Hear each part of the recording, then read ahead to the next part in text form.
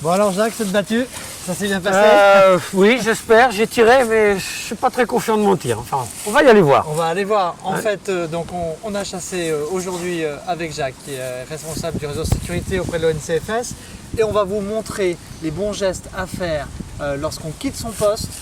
Vérifier évidemment où on a tiré, mais je suis sûr qu'il y a d'autres choses à faire lorsqu'on quitte son poste pour bien vérifier que tout est OK. Je tirais qu'une fois, dans cette direction-là.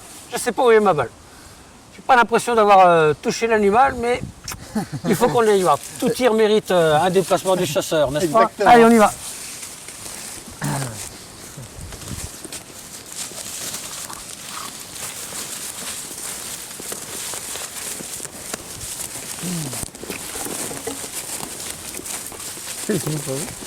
Bon. Je tirais par ici, et je crois bien. Ah oui, ma balle a tapé là. Venez voir.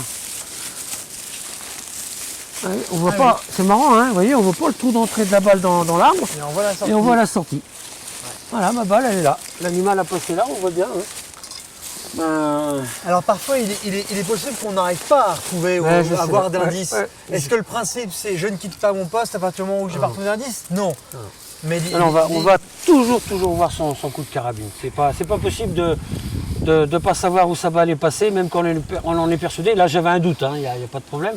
Mais il y a des fois où on vous dit, c'est sûr, je l'ai loupé, puis on retrouve la fois d'après, 15 jours après, un animal mort à 200 mètres du coup de carabine, parce que le chasseur, il ne s'est pas déplacé, et puis c'est tout. Hein. En général, on fait quelle distance à peu près pour vérifier Quand on a retrouvé son impact de balle, j'ai bien vu que j'étais un petit peu bas, c'est pour ça que j'ai tout de suite cherché en bas. Mais si on ne trouve rien, on a des indices quand même. Il peut y avoir des traces de sang dans la coulée, là. On les cherche, on peut faire, allez, je sais pas, 50, 60 mètres. Grand maximum. Puis il faut analyser aussi le comportement du gibier qui a été tiré, bien évidemment. Et puis si on trouve un indice, c'est pas dur, on ne marche pas plus loin. Il y a des personnes qui sont spécialisées dans la recherche au sang des animaux blessés. Ils ont des chiens qui sont spécialement formés, des conducteurs de chiens de sang. Eh bien on les aide, vous voyez, je mets la main dans ma poche et je trouve tout de suite ce qu'il faut.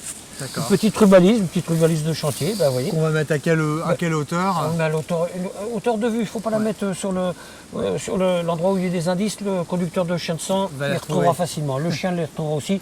Ce qu'il faut, c'est que quand il arrive et qu'il passe sur le chemin, il le verra. Vous voyez, on va le faire là. C'est comme si j'avais été ici, si j'avais trouvé un indice de sang sur le sol, et bien je l'aurais mis, vous voyez, dans la branche, voilà, à cette hauteur-là. Lorsqu'on se déplace après un tir, la battue est terminée, on laisse son arme à son poste, on se déplace avec? Non, on a toujours son arme à la main, on emmène son arme. À moins d'être sur le territoire d'autrui, bien évidemment, mais son arme déchargée, obligatoirement. La fin de battue est terminée, la culasse ouverte en arrière, en toute sécurité.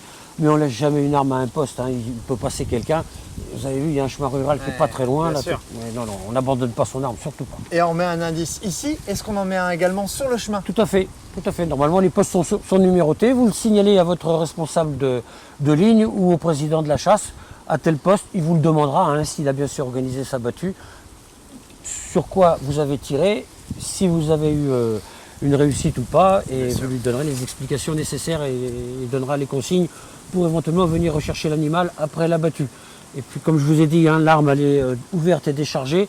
Vous pouvez très bien avoir blessé un animal qui se dirige sur le territoire d'autrui. Rien n'empêche un chasseur de se déplacer sur le territoire d'autrui avec une arme totalement sécurisée. On n'est plus en action de chasse, on est bien d'accord.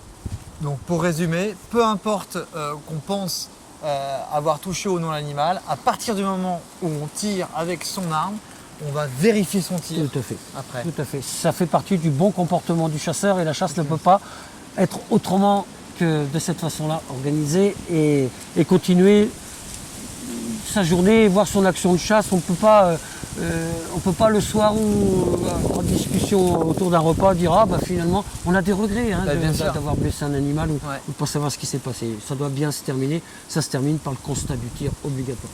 Très bien. Merci beaucoup.